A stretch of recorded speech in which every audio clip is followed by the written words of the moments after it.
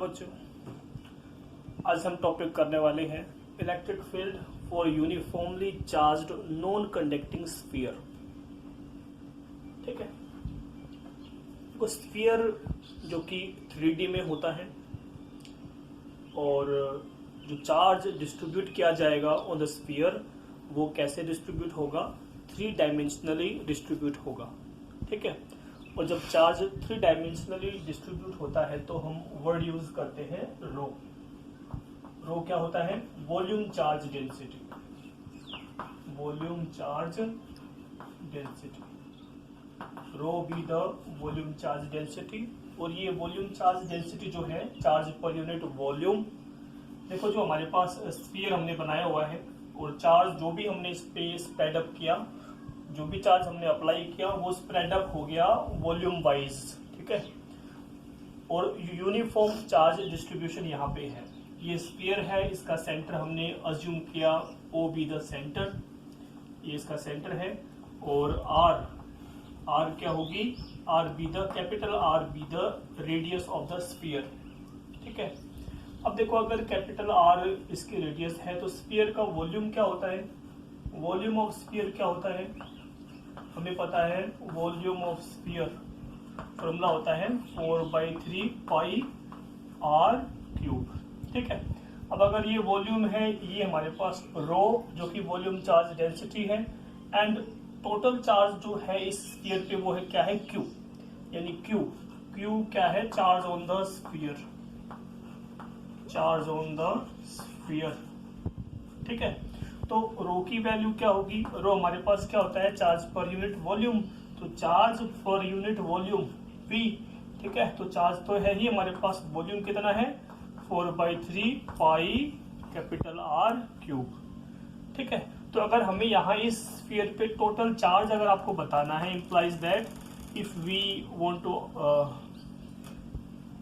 Tell about the charge on the sphere, so what will be the value? Rho into 4/3 pi are cube. ये हमारे पास charge की value यहाँ पे रहने वाली है। ठीक है, अब देखो, जैसे यहाँ पर भी हम 3 केसेस डिस्कस करने वाले हैं। एक हम पॉइंट अज्यूम करेंगे आउटसाइड द स्फीयर, एक हम पॉइंट अज्यूम करेंगे ऑन द स्फीयर, और एक अज्यूम करेंगे inside the sphere. Last time हमने टॉपिक डिस्कस किया था स्फेरिकल सेल। स्फेरिकल सेल में inside the shell electric field नहीं होता था। ठीक है, यहाँ जो हमारे पास डिफरेंस आएगा वो यही आएगा कि इलेक्ट्रिक फील्ड इस बार अगर आप इस स्फीयर के इनसाइड, देखो हम केस फर्स्ट डिस्कस करने वाले हैं। केस फर्स्ट, कोई भी पॉइंट हम अज्यूम करेंगे, माना P बी द पॉइंट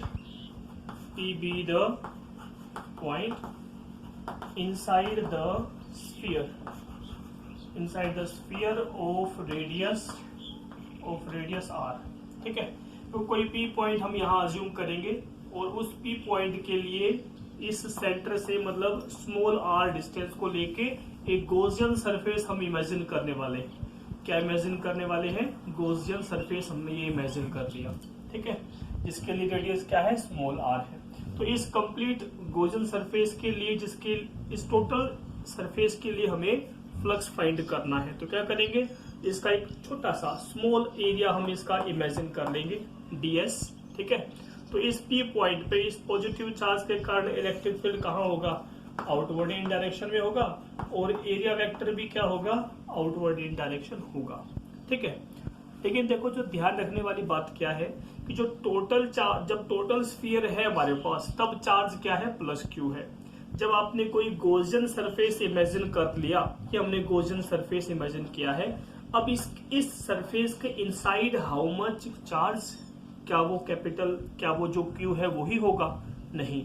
देखो, जो भी आप अलग अलग गॉसियन सरफेस इसके इनसाइड इमेजिन करोगे, चार्ज की वैल्यू भी क्या आएगी? अलग अलग आएगी। तो हमने मान लिया कि जो हमने ये गॉसियन सरफेस इसका इमेजिन किया है इनसाइड द स्फीयर, इसके लिए हमारे पास चार्ज क्या है? क्यू डैश है। ठीक है, तो देखो, हम क्या करने वाले हैं, इस स्मॉल रीजन के लिए फ्लक्स निकालेंगे, close integration E vector dot ds vector, जिसकी वैल्यू क्या आएगी हमारे पास? चार्ज अपॉन एप्सिलॉन नॉट होता था।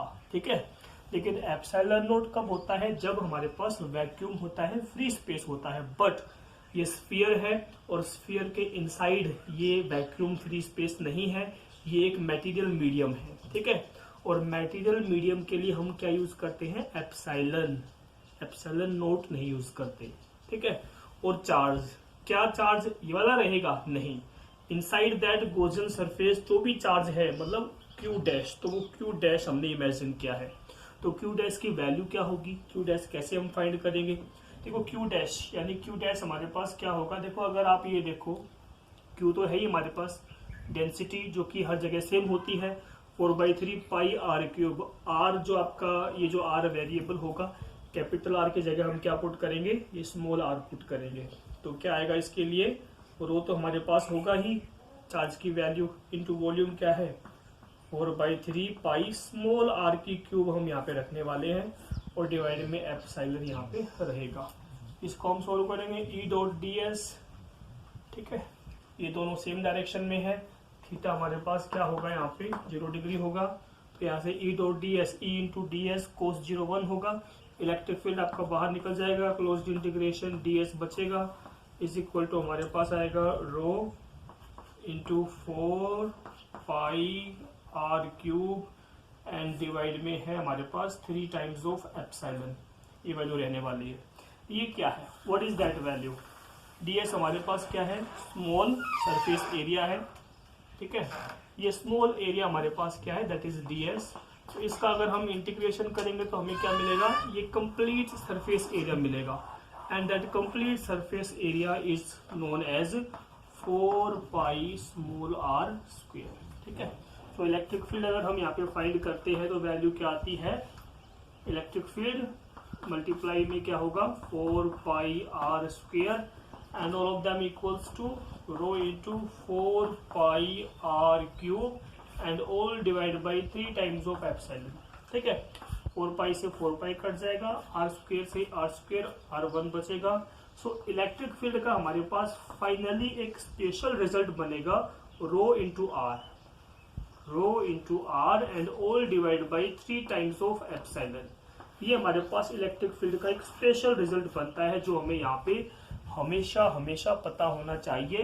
किसी भी non conducting uniformly charge sphere की हम बात करेंगे, इनसाइड द स्फीयर किसी भी पॉइंट पर आप इलेक्ट्रिक फील्ड फाइंड कर सकते हो, ठीक है।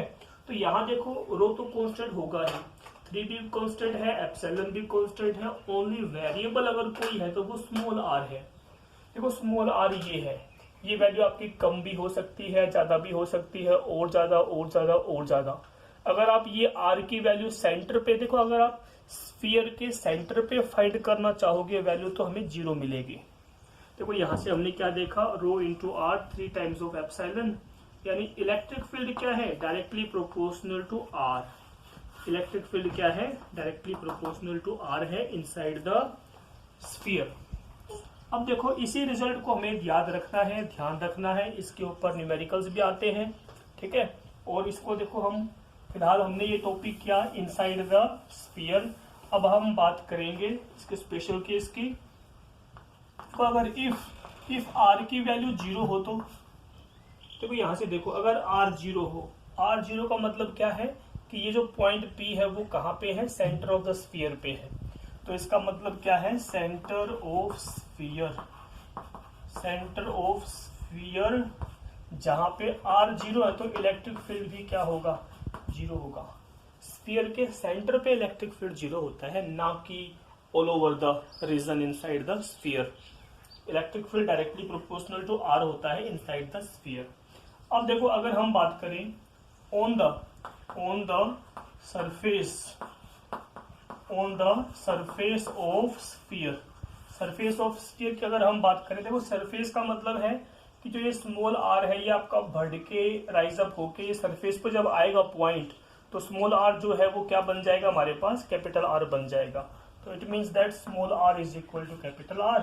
तो उसी रिजल्ट में जो हमारे पास फॉर्मूला है, implies that electric field equals to rho into small r की जगह हम कैपिटल R डिवाइड में 3 टाइम्स ऑफ एप्सिलॉन, ये रिजल्ट करेंगे।